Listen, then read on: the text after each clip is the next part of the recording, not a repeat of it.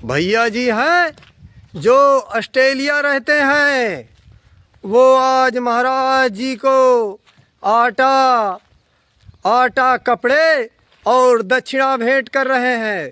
तो ग्रहण करिए महाराज जी, ये आटा है और आपके लिए कपड़े हैं महाराज जी। तो भैया जी हैं जो ऑस्ट्रेलिया रहते हैं, उन्होंने भेजा है और अभी हम दक्षिणा भी आपको दे रहे हैं।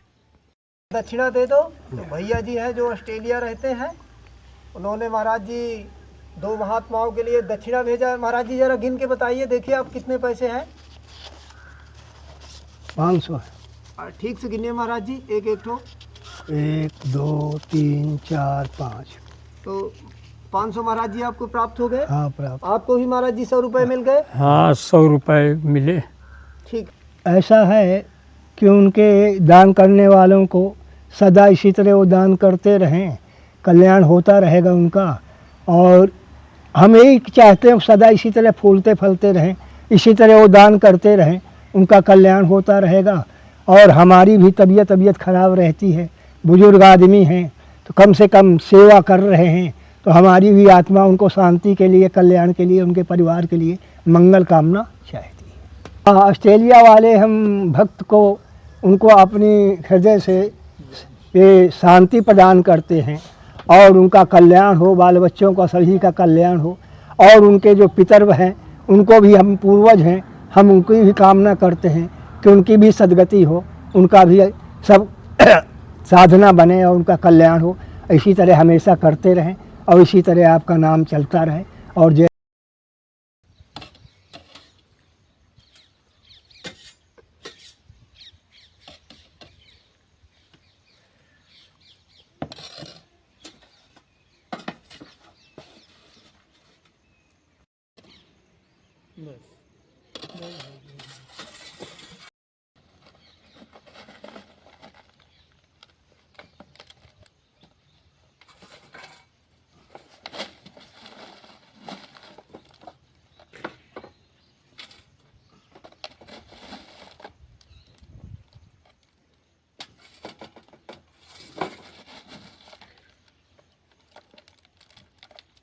ये तुम संग्रामपुर के हो कि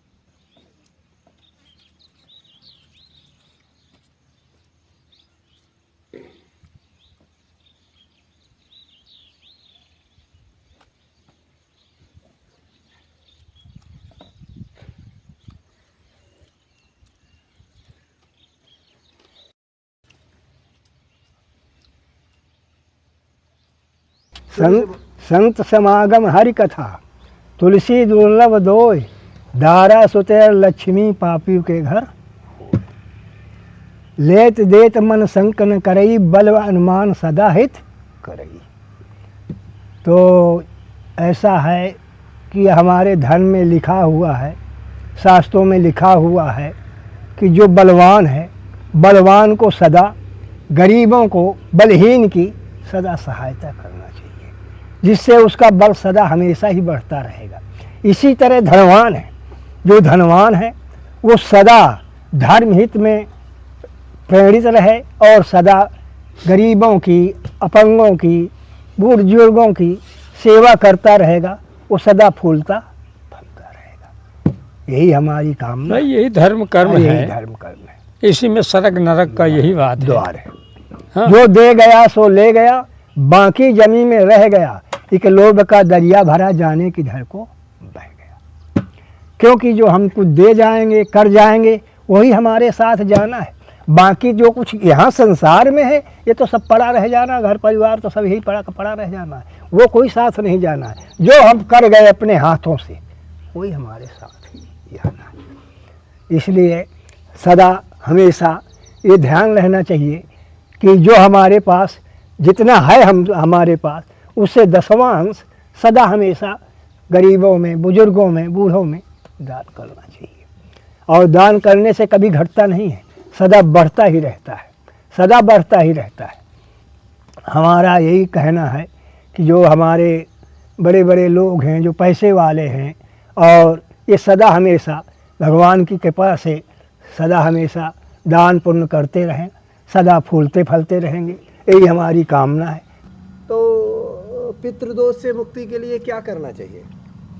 ऐसा है, पितृदोष से मुक्ति के लिए अपने माता पिता बुजुर्गों के लिए पहले तो पिंडदान देना चाहिए।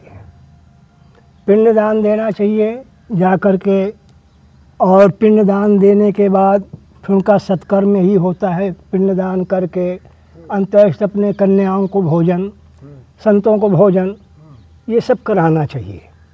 इससे ये पिंडदान से मोक्ष की प्राप्ति होती है। अच्छा जी कि गंगा सागर जाकर के, गंगा सागर बसता है जहाँ गया जी, हाँ। वहाँ पिंडदान देना पड़ता है। अच्छा। पिंडदान दे करके वहाँ पर स्नान, गंगा जी है वो, उसका नाम भूल रहे हैं, फल्गो नदी, वहाँ पर स्नान करके वहाँ पिंडदान दिया जाता है। जो गयासुर बोलते हैं वो पिंडदान लेते हैं, और पिंडदान लेने के बाद वो पुरखों की मुक्ति कर देते हैं, पितरों की मुक्ति कर देते हैं। इससे वो मुक्ति पा जाती, इसलिए हमको पिंडदान करना चाहिए। अच्छा, दोष ये है कि पिंडदान में पितरों में संपर्क नहीं करना चाहिए, स्त्री संपर्क नहीं करना चाहिए। दूसरा, झूठ नहीं बोलना चाहिए, अधर्म नहीं करना चाहिए, सत्य में रहना चाहिए। और गौ है सेवा, कुत्ता सेवा है, मतलब भूखे को, गरीब को भोजन कराना चाहिए। ये सब पितृ, और पितृदोष ये है कि मतलब गलत सत्संग, गलत मार्ग में जब तक पितर पक्ष रहे तब तक ऐसे कर्म नहीं करना चाहिए जिससे हमारे पितरों को, हमारे उनको कष्ट पहुँचे। इसलिए हमको ये नियम से रहना चाहिए कि मतलब न स्त्री का संपर्क, स्त्री भी गर्भवती है तो उससे दूर रखना चाहिए, उसको संपर्क में नहीं रखना चाहिए। उसको भी समय समय में नहला धुला कर अलग उसको बैठने की व्यवस्था करना चाहिए।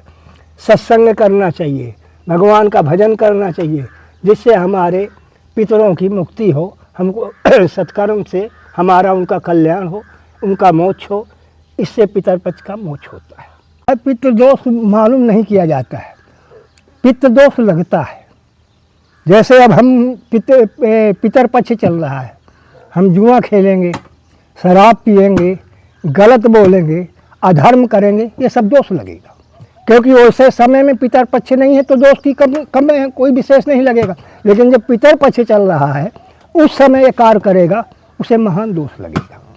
एक बार की कथा आती है कि एक बालक था, माता पिता की बहुत सेवा किया, सेवा करने के बाद समय आया, पिताजी उनके माताजी गुजर गए। लेकिन गुजरने के बाद उनकी ममता कुछ माता पिता की बच्चे पर रही, वो कुछ प्रेत योनि में आ गए। और आने के बाद क्या हुआ कि वो रोज़ अपने पुत्र को समझाते, क्यों हम परेशान हैं, ये है बच्चा, हमारा पितृदान कर, हमारे पिंडदान कर तो हमारी मुक्ति हो जाए, हम बहुत दुखी हैं। अब बालक जैसे जब ये सुना, उसको बड़ा दुख हुआ कि अब मैं क्या करूं, क्या न करूं। उन्होंने अपने ब्राह्मण से, जो उनके गुरु थे ब्राह्मण, उनसे पूछा, महाराज जी ऐसा ऐसा मुझे होता है रात में, बताओ हम क्या करें। तो ब्राह्मण देवता ने कहा, ऐसा है बच्चा कि तुमको गया पिंड देना पड़ेगा, और जब तक आप गया पिंड नहीं दोगे इनका कल्याण नहीं होगा। तो उन्होंने कहा, बच्चे ने कहा कि महाराज फिर इसके कार्यक्रम के लिए हमको बताइएगा, हम कैसा क्या करें। तो उन्होंने कहा कि सब पूरे गांव में सबसे मिल कर के यहाँ पर पहले कन्या भोज करो, उनकी प्रतिक्रिया कन्या भोज करो। कन्या भोज करने के बाद यहाँ सब पूरे गांव में चावल छिटको, चावल छिटक करके सब जगह। फिर इसके बाद आप गया जी जाइए, गया जी जा करके वहाँ पर आप फल्गु नदी में, और वहाँ जैसा होता है वैसा आप पिंडदान कीजिए। और पिंडदान करने के बाद आपकी पितरों की मोक्ष हो जाएगी और आपका कल्याण हो जाएगा। तो बालक ने इसी तरह किया, सब पूरा जैसा बताया ब्राह्मण देवता ने वैसा सब किया। करने के बाद वो गया गया जी गया, और गया जी में जा कर के उसने जा करके पिंडदान किया, सब कुछ किया। उसके देखा साक्षात उसके माता पिता सामने, आंखों के नेत्र सामने आए खड़े। वो एकदम चरणों में गिर गया, लेकिन वो तो अदृश्य हो गए। आए देखने के लिए थोड़ा आए, अदृश्य हो गया। और इसके बाद वो पिंडदान सब कुछ करके पूर्णता संपूर्णता करके अपने घर आया। और घर में आ करके इसके बाद जिस तरह रहता था उसी तरह रहने लगा। लेकिन उस दिन से उनके माता पिता न कुछ कहने न देखने में फिर नहीं आए। फिर उसने ब्राह्मण देवता ने पूछा, क्यों भैया, जैसा आपको परेशान होती थी वो होती है? बोले नहीं। तो बोले आपके माता पिता मुक्त हो गए। तो महाराज जी, जब तक पितरों की शांति नहीं होती तो क्या वो इसी लोक में भटकते रहते हैं? हाँ, इसी लोक में क्योंकि इसी लोक में भटकते रहते हैं। और भटकने के कारण क्या है? कुछ ममता होती है, कुछ ममता होती है, कुछ मोह होता है। मोह प्रबल की धार। तो ममता बस, मोह बस आत्मा सुरक्षित नहीं जा पाती है, वो ममता बस फंस जाती है। इसीलिए जब फंस जाती है तो वो चक्कर काटती रहती है और वो उसी तरह उसकी मोक्ष प्राप्ति नहीं होती है। उन लोगों के लिए ये पितर पक्ष में उनको पिंडदान देना पड़ता है, और पिंडदान पाने के बाद उनकी मोक्ष गति हो जाती है। भाई देखो, जैसे कपिल मुनि आश्रम में जी जी 60,000 राजा के पुत्र वहाँ भस्म हो गए थे। जब भगीरथ ने यहाँ से गंगा लेकर के जब चला, कितने हजार वर्ष तक तपस्या किया। जब गंगा जी गई हैं तब उनकी मुक्ति भई है। इससे ये आभास होता है कि ये सत्य है। उनके नाम का जब तक कुछ है कर्मकांड नहीं किया जाएगा तो ये प्राणी की जीव आत्मा भ्रमती रहती है। कुछ समय पहले हमने अपनी जन्मभूमि में देखा, एक समय ऐसा हुआ था कि वो हम मिट्टी खोदने लग जाते थे लोग, बड़ा अच्छी मिट्टी निकलती थी जो पोतते थे, घर द्वार को पोतते थे वो मिट्टी। तो वो खोदते रहे लोग बाग, तो वो बहुत बड़ा वो हो गया था भूधरा अंदर। तो लोग गए, 4-6 परिवार के लोग गए और जा कर के खोदा, वो ऊपर से बैठ गए और सब समाप्त हो गए। अब समाप्त हो गए, बड़ा अब क्या है, जो हो गया सो हो गया। लोग बाग ले गए निकाल के उनको। लेकिन अब क्या हुआ कि उस रास्ते से निकलना मुश्किल हो गया, वहाँ जाना मुश्किल हो गया। वो रात में परेशान करते लोगों को, दिन में कोई निकलता, दोपहर का टाइम होता तो परेशान करते लोग बागों को। रास्ता छोड़ना पड़ा, मिट्टी तो खोदना अलग रही, रास्ता छोड़ना बंद करना पड़ा। फिर एक संत आए बाहर से, वहाँ रहते थे 2-4 दिन, वृक्षों के नीचे वो संत रहते थे। वहाँ रहे तो लोग जब गए, बोले महाराज एक व्यथा आ गई हमारे यहाँ, बड़ी भारी परेशानी, छोटे छोटे बच्चे परेशान हो जाते, आदमी को दिक्कत करते। बोले क्या? बताया कि ऐसा कैसा हो गया था। और तो उन्होंने, महात्मा ने कहा कि ऐसा उनकी आत्मा भड़बड़ा रही है, वो सदगति उनकी नहीं हो पाई क्योंकि अकाल मृत्यु हुई है, सदगति हो नहीं पाई है। इसलिए ऐसा करो, उनके परिवार वालों को बोलो कि उनके पिंडदान करके यहाँ से सब करके जैसा विधिवत होता है कर करके, और फिर जा करके वहाँ पर गया जा करके उनका पिंडदान करो। और पिंडदान करने के बाद उन लोगों की आत्मा को शांति मिल जाएगी, उनका भी कल्याण हो जाएगा और तुम लोगों का भी कल्याण हो जाएगा, क्योंकि जो परेशानी होती है ये भी मिट जाएगी। ऐसे ही किया सब लोगों ने मिल करके, उनके सब करवाया। करवाने के बाद जाके पिंडदान किया। पिंडदान करने के बाद विधवा सब कुछ करके फिर आए। आने के बाद वो सारी व्यथाएँ थी वो ख़त्म हो गई। लोग जाते, कोई परेशानी नहीं, कोई मतलब नहीं, उनकी मुक्ति हो गई। इससे सब सिद्ध होता है कि नहीं ऐसा तो ऐसा होता है। इस सब भाई ये पुरानी परंपराएं हैं, हमारे रामायण में लिखा है। आज जब राजा दशरथ जी समाप्त हो गए, भगवान जी वनवास चले गए, लक्ष्मण जी वनवास चले गए, इधर कोई रह नहीं गया, तो कौन आया? भरत जी आए, शत्रुघ्न जी आए। जब आए तो उन्होंने बहुत कलाप विलाप किया। वशिष्ठ जी ने समझाया कि ये सब क्या होगा, जो होना था सो हो गया, अब इनका तुम क्रियाकर्म विधिवत कीजिए। तो उन्होंने, भरत जी ने उनका विधिवत एक बार नहीं 10-10, 25-25 बार उनका विधिवत किया। और करने के बाद बोले बशीर जी की नहीं, अब इनकी आत्मा को शांति मिल गई, अब तुम कुछ भी। तो महाराज जी क्या पितर पक्ष में ही करना चाहिए? नहीं है, पितर पक्ष में अब हमारे क्षेत्र में करते हैं, लेकिन हम बाहरी तो हर समय करते हैं। ये पिंडदान पितर पक्ष, लेकिन इसीलिए 15 दिन का ये पक्ष बनाया गया है पूरे संसार प्राणियों की। ये 15 दिन का, 15 दिन का ये पक्ष बनाया गया है पितरों का। ये बनाया गया है 15 दिन का, ये जिस समय मतलब पितर पक्ष में होता है ये 15 दिन। अब बाकी तो हम देखेंगे लोग उज्जैन के ठंडी में आते हैं, कभी आते हैं, वो लोग जाते हैं, करते रहते हैं। एक बार हमारे लोग गए थे तो बताए कि वो लोग कह रहे थे वहाँ के लोग कि महाराज आपके बांदा क्षेत्र या झांसी क्षेत्र, इधर का कानपुर का क्षेत्र का तो पितर पक्ष में आता है, बाकी जो लोग आते हैं वो किसी समय आ जाते हैं। जी जी। तो ये सब जैसा है, लेकिन हमारे क्षेत्र में पितर पक्ष में ही मनाया जाता है। जी जी। तो महाराज जी आप भागीरथी जी की कथा बता रहे थे, तो उन पितरों की शांति के लिए गंगा जी को लाए थे? हाँ, तभी तो गंगा जी का अवतरण हुआ है। तो वो क्या प्रभु श्री राम के पहले से थे? बहुत, उन्हीं के वंशज में है। दशरथ जी के वंशज के हैं वो पहले। हरिश्चंद्र भी वंशज के हैं पहले। श्री राजा रामचंद्र जी दशरथ जी के वंशज के हैं। अब जाने कितनी पीढ़ियों के पहले उन लोग थे। गंगा कब की अनाद है, गंगा जी जब आई हैं तो इसके पहले की बातें हैं। अच्छा। हाँ भाई, ऐसा था। भगवान के वंशज के थे वो। कपिल मुन भजन कर रहे थे।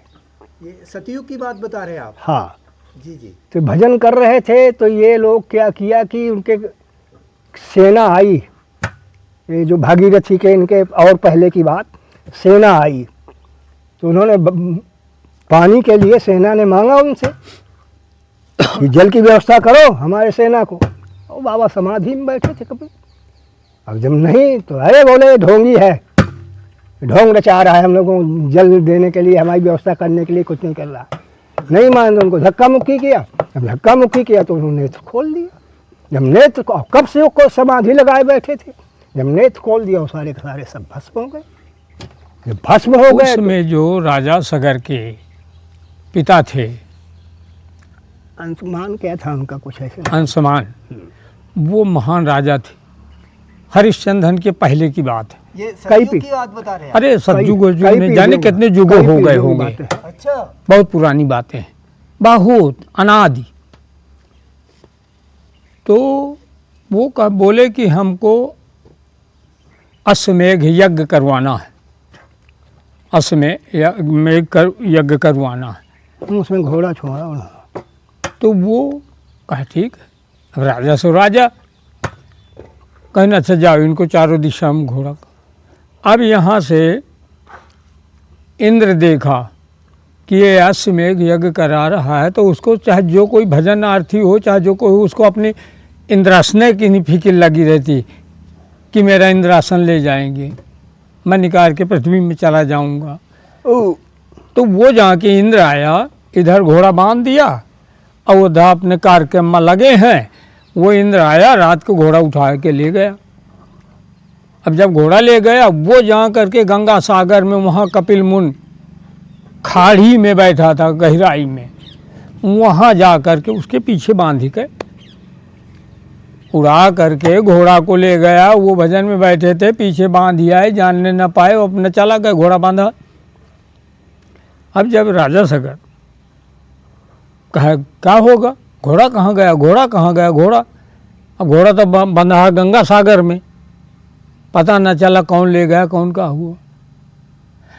अब इधर इसके 60,000 पुत्र थे, एक से एक महायोद्धा वीर। पुत्रों को आर्डर दिया कि पुत्रों पहले वो खोजो घोड़ा कहाँ है। चारों दिशाओं में खोज जाए, न मिला। कहे मह को, पृथ्वी को में जाओ। चारों दिशाओं में मह, बड़े बड़े दिग्गज हाथी अंदर हैं, एक घार रहे थे। वो धीरे धीरे धीरे जाओ, वहाँ दक्षिण में नहीं पहुँचे तो कपिल मुनि के महाराज के आश्रम, अब वो समाधि में लीन थे। जब देखे कहा तो उसको मानो तमाम उल्टी सीधी बातें बोली हैं, ढोंगी है, ये है, वो है, दुष्ट चोर है, बड़ा जोर से उसको कहा। तो उन्होंने अपना उठा करके कमंडल से एक पढ़ करके मार दिया तो 60,000 भस्म हो गए। जब 60,000 भस्म हो गए, चले आए, ना किसी का घोड़ा ना किसी का यज्ञ पड़ा रहा। अब धीरे धीरे पता चला कौन एक करे क्या करे।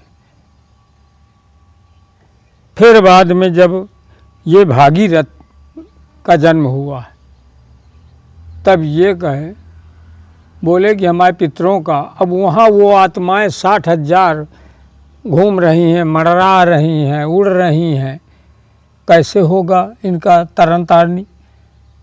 तो बताए कि अगर हिमालय से गंगा जी को ले करके वहाँ उसके यहाँ छोड़े तो ये गंगा जी उनको तार देगी।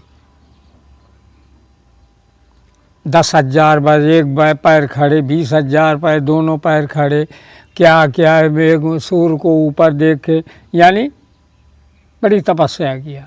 तब गंगा जी प्रकट हुई। ब्रह्मा जी वरदान दिए कि चलो तुमको मिलेगा, गंगा जी आएंगी, लेकिन उसको संभालेगा कौन? वहाँ से गंगा नीचे आएगी तो धरती रसातल को चली जाएगी। कहा शिव की आराधना करो। फिर 10,000 बरस शिव की किया, तब शिव प्रसन्न हुए, कहा चली जाइए, मैं उनको साधूंगा।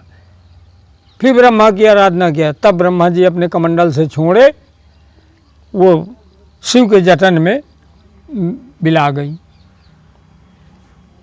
फिर वहाँ से 3 बूंद छोड़े, एक आकाश गंगा, एक पाताल गंगा, एक ये गंगा। गंगा जी आ गई। अब बोले कि क्या नाम से नहीं, जो कोई इसके आगे आगे कहाँ है गंगा सा तुम्हारे पितृदेव, वहाँ चलिए, आगे आगे तुमको रास्ता बताना पड़ेगा, पीछे पीछे गंगा जाएगी।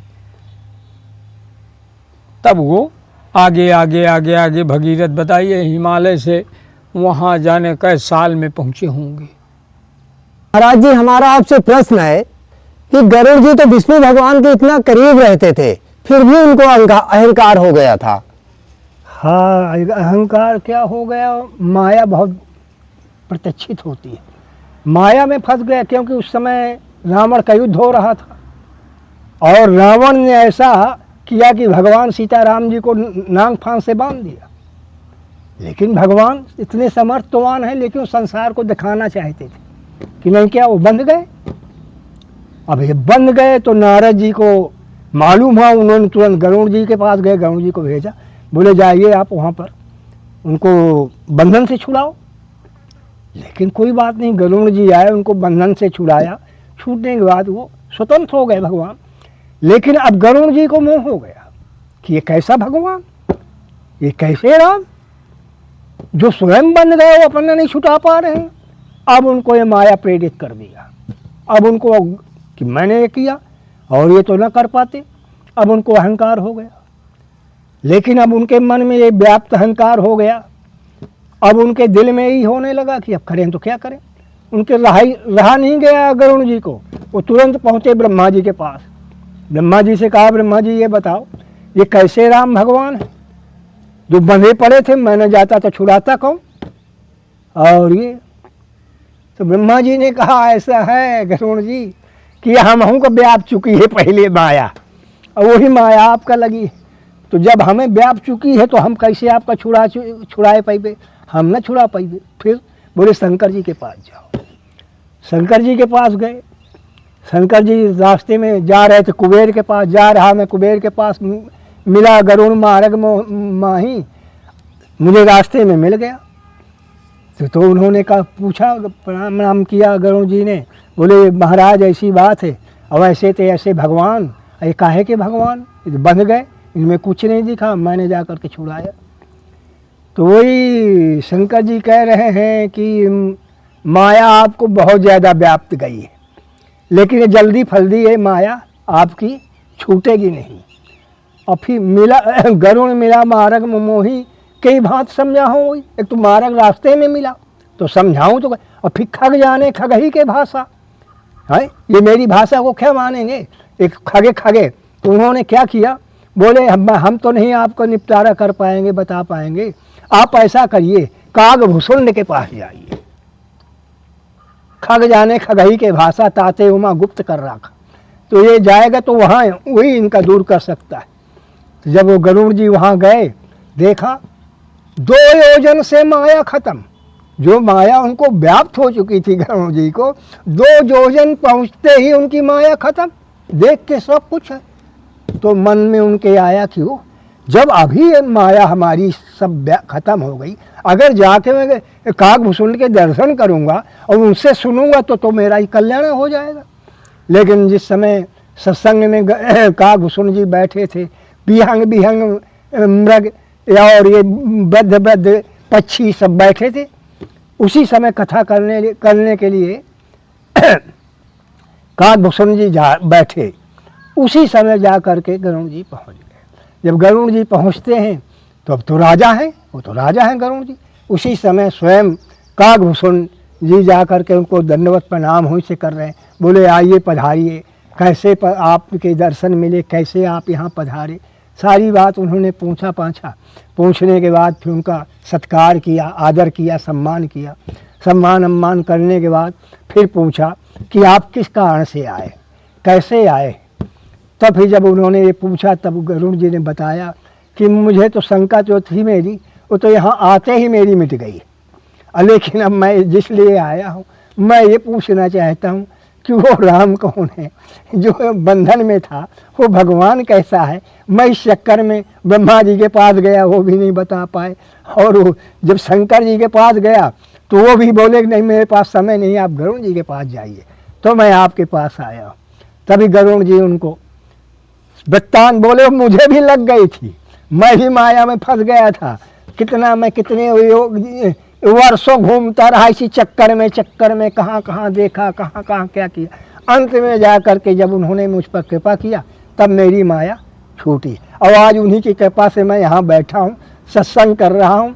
और ये जो मेरा कागभूषुंड का शरीर है, इसी में मैं हूँ। मैं तो शरीर भी बदल सकता हूँ, कुछ भी कर सकता हूँ, लेकिन नहीं, मुझे इस शरीर में बड़ा आनंद आ रहा है, जिसके द्वारा मुझे भगवान मिले, मेरी माया टूटी, मेरा सब निर्णय हुआ।